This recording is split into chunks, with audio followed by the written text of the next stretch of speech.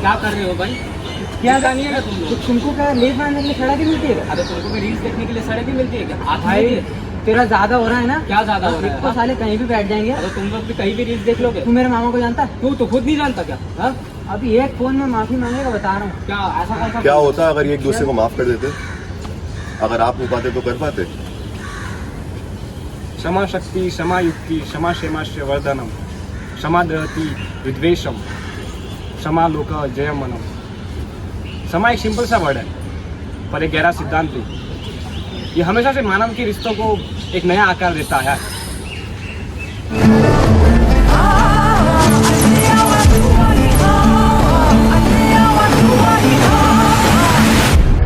भारतीय महाकाव्य जैसे रामायण और महाभारत सिर्फ देवताओं, योद्धाओं और राक्षसों की कहानियां नहीं है, ये उस मानव का इतिहास है।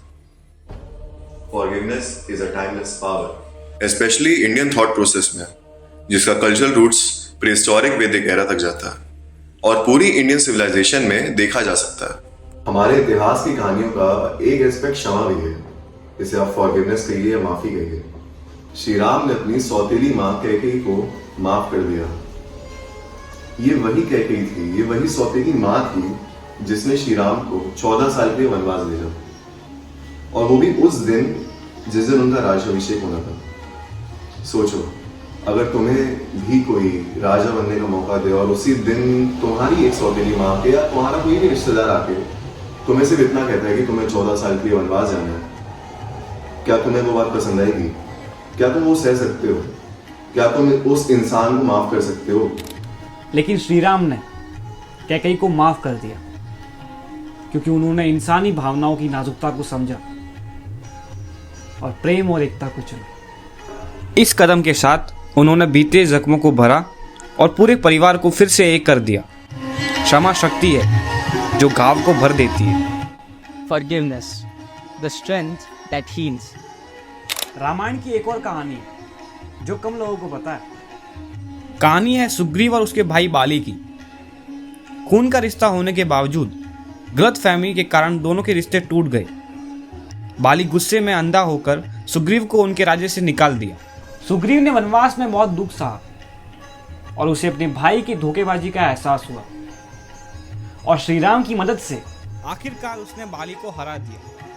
अपनी अंतिम घड़ियों में बाली को अपनी गलती का एहसास हुआ और उसने माफी मांगी। सुग्रीव इतना दुख सहने के बावजूद अपने भाई को माफ कर देता है क्योंकि उसने समझा कि बाली के काम गलतफहमी से प्रेरित थे।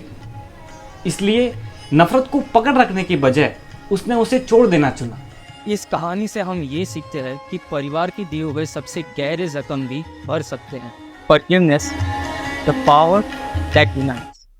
महाभारत का एक सबसे इमोशनल मोमेंट कर्ण और उसकी मां कुंती के बीच का मिलन था।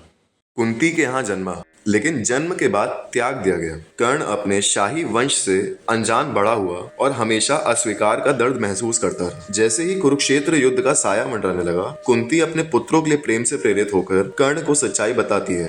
उन्होंने उससे अपने भाइयों का साथ देने और दुर्योधन को छोड़ने की भीख मांगी। कर्ण, जो सच्चाई को सुनकर टूट चुका था, फिर भी कुछ असाधारण करने का प्रयास किया। उसने कुंती को माफ कर दिया और वादा किया कि वो दुर्योधन के लिए लड़ेगा, लेकिन किसी और पांडव को वह नुकसान नहीं पहुंचाएगा अर्जुन के अलावा, ताकि कुंती का परिवार सुरक्षित रहे। कर्ण की माफी एक बहुत बड़ी काइंडनेस का काम नहीं था, बल्कि एक बहुत बड़ी ताकत थी।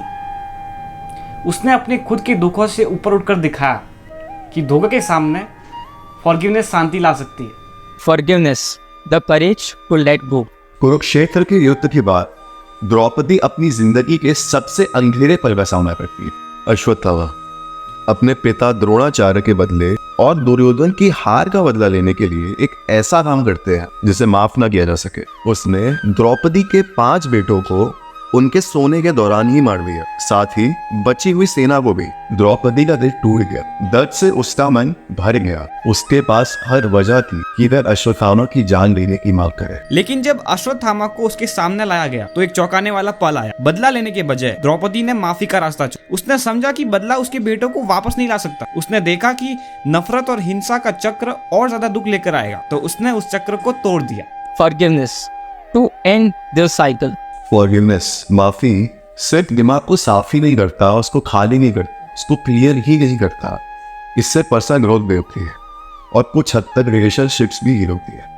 चाहे वो फैमिली में हो, वर्क प्लेस में हो या नेशन के बीच, माफ करना एक रिपल इफेक्ट होता है जो पॉजिटिविटी और कोऑपरेशन का माहौल बनाता है। गुस्सा रिश्ते जलाता है, माफी रिश्ते बनाता है।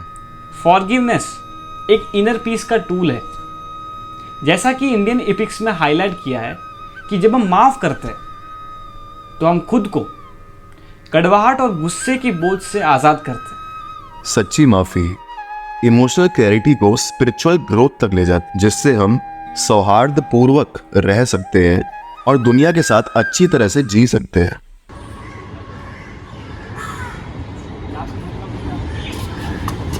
अरे नहीं भाई, कोई बात लगा तो नहीं? नहीं, मेरी गलती थी, मैं बैठ गया। अरे मेरी गलती थी ना, अरे नहीं, ठीक है, अच्छा। देखा